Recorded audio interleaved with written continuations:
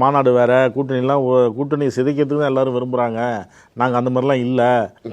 சிதைக்கிறது யாரும் ஆனால் ஒன்று, அதாவது முதலமைச்சர் அமெரிக்காவுக்கு கிளம்புறதுக்கு முன்னாடி பத்திரிகையாளர்கள் அமைச்சரவையில் மாற்றம் இருக்கான்னு கேட்குறாங்க.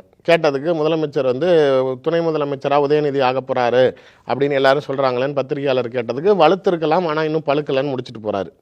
மந்திரி சபை மாற்றம் இருக்குதான்னு அமெரிக்காவுக்கு ஃப்ளைட் ஏறுறதுக்கு முன்னாடி கேள்வி கேட்குறாங்க பத்திரிகையாளர்கள். நீங்கள் சொல்லி தான் எனக்கே தெரியும்ட்டார்.